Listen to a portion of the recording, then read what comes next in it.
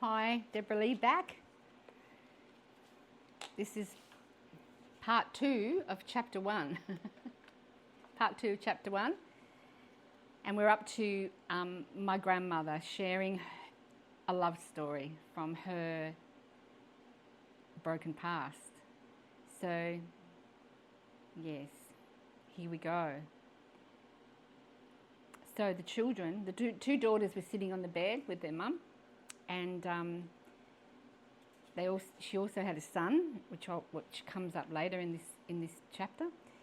But the two children are going, the two daughters, Rose and Beverly, are saying, "Tell us more about Jerome." They loved hearing this love story.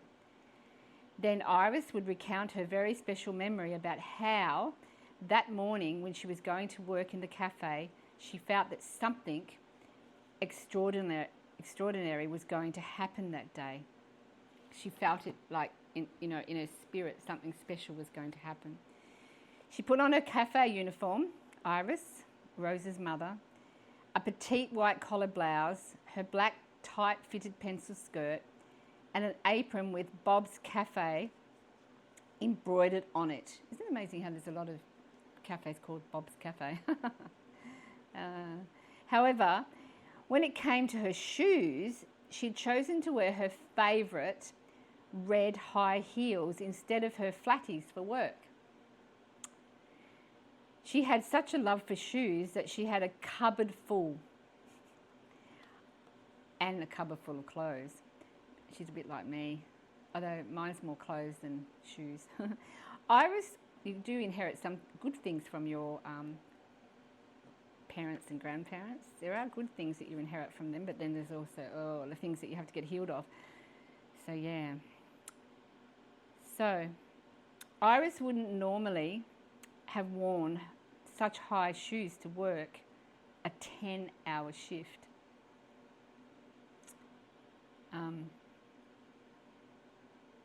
Now I've lost my spot. There we go.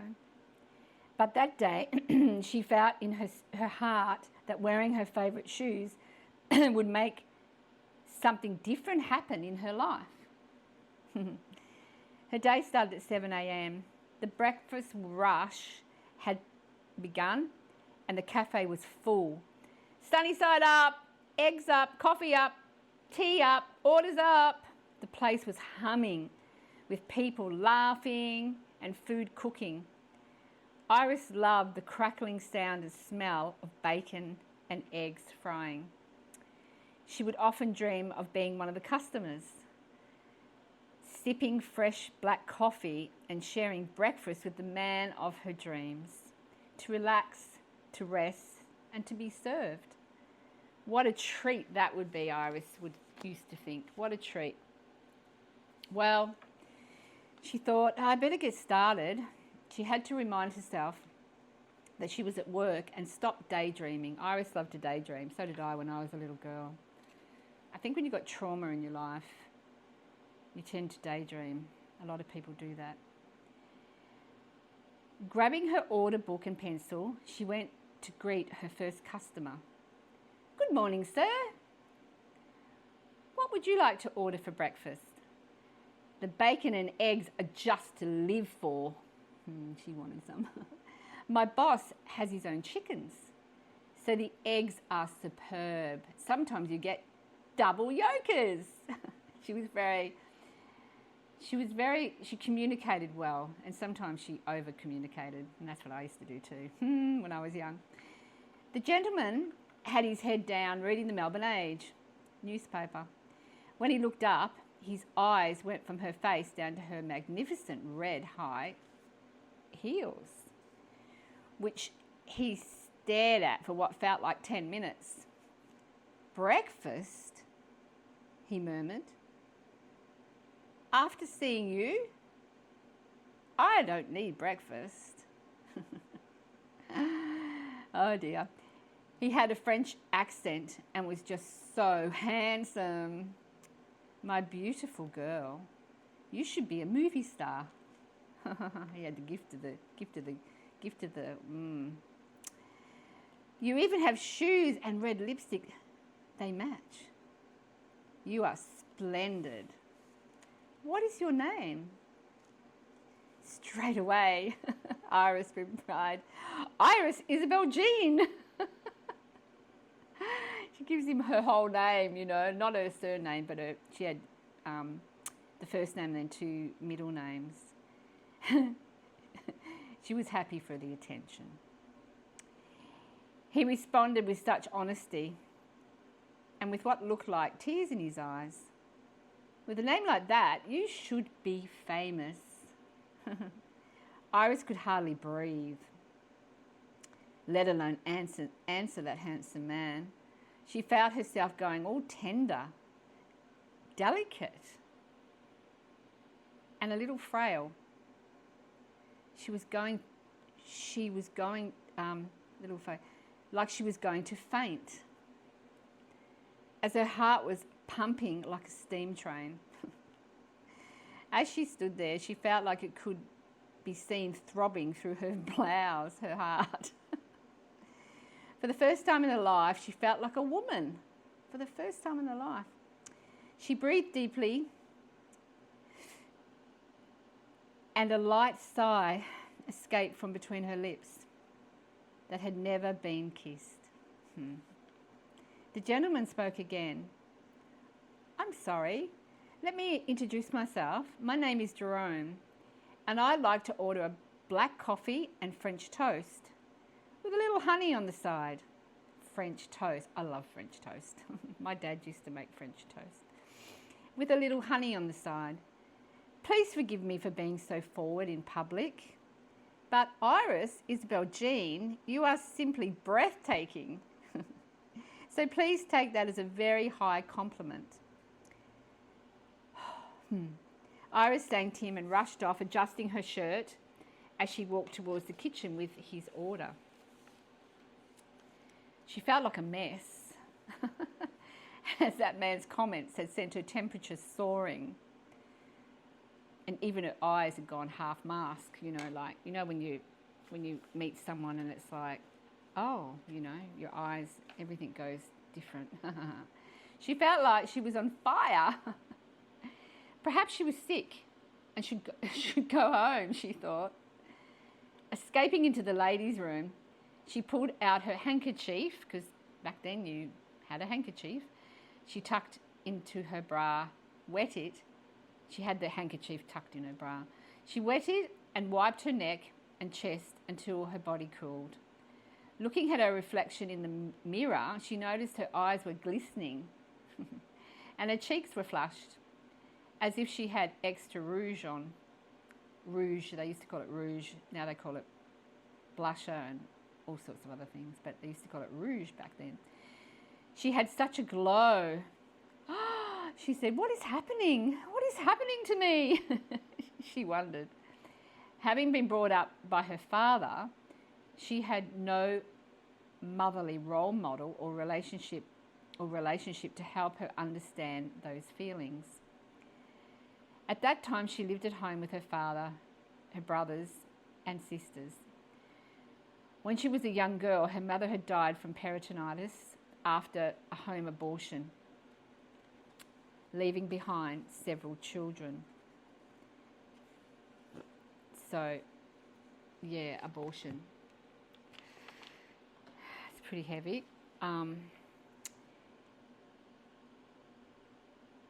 Here was one of the many... Sorry, I can't...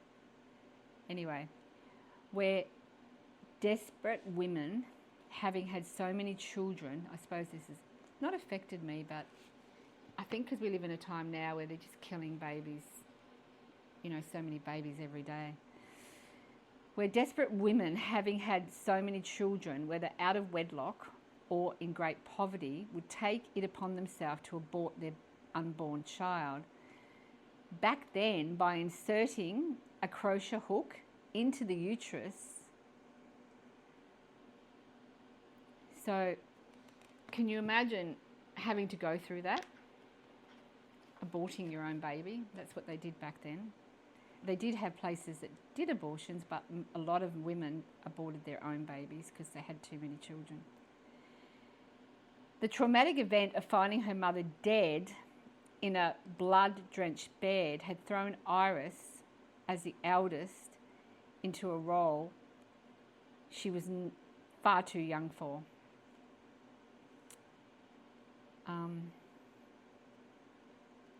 So Iris had to look after her brothers and her sisters and her father. She felt for her beautiful, desperate mother, but I thought to herself, Mother, it would have been worth having 10 more babies rather than suffering the grief we have now to bear without you. So, yeah, the mother obviously, she bled to death and died. That was my great grandma. So Iris was 20 years old and had never looked at a man or felt the way she was feeling ever before. And then she thought, maybe this is love. As she reflected on that place in her heart, she felt it race again. Oh dear, she said out loud to herself. That's enough, Iris Isabel Jean. She danced a little twirl in her red stiletto shoes before adding, get back to work now. Her smile was so full, it almost swallowed up her face. You know that feeling when you meet someone you love and your smile just... I've had something happen to me recently where it brought back my smile and it brought back my laugh. And I had actually lost my real smile and I had lost my real laugh. So that feeling where you just like, oh, it's a beautiful feeling.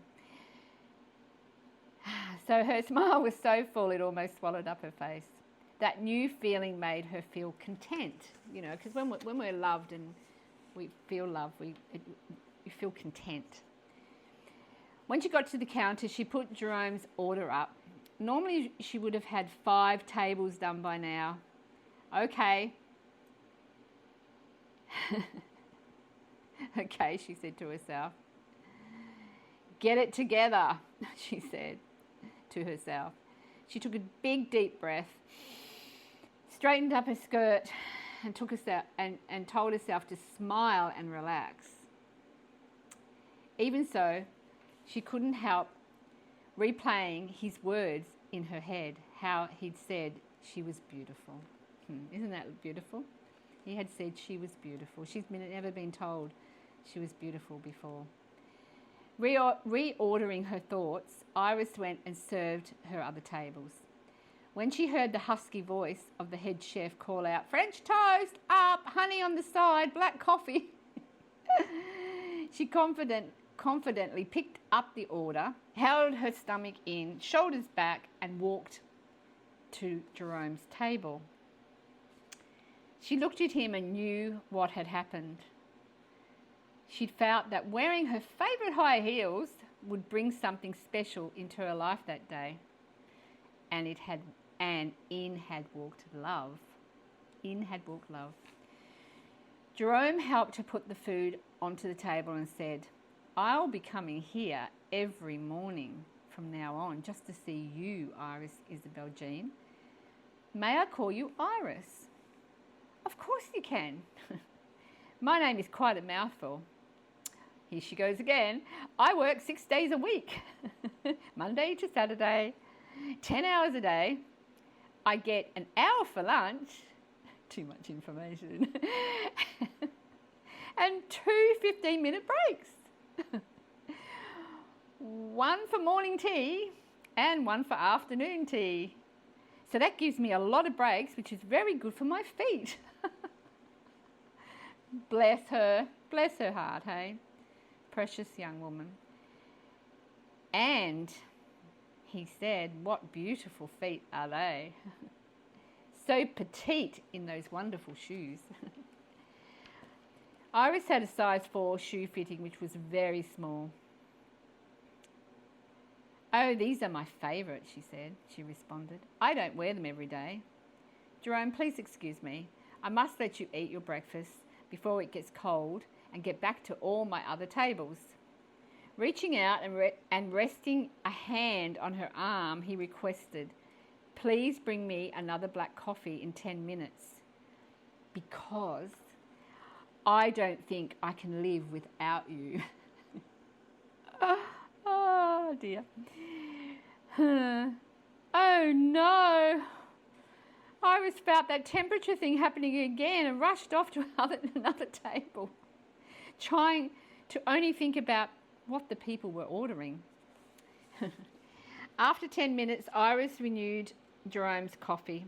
Looking up at her, he declared, "I'll see you tomorrow morning and I'll give these eggs and bacon a try. I miss you." Iris, I miss you already. I know that feeling. I miss you already. Jerome visited the cafe every morning, and on that Saturday, he asked her if they could meet for a movie that night. Iris politely responded, "Yes, I'd enjoy that very much, thank you." She couldn't wait. She was enjoying that new love temperature feeling. Hurrying to the kitchen, she asked her boss for permission to leave 30 minutes early as she had her first date that evening. Looking at her with a soft fatherly smile, he replied, "Certainly, Iris. You're my best girl, always working hard, on time and putting in the extra day."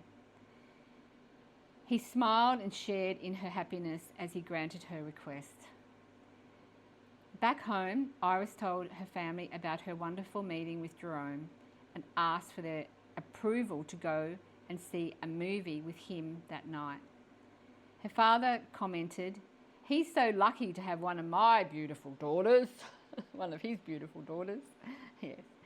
Even though it was the spring of 1933, Melbourne's weather was still a little chilly. So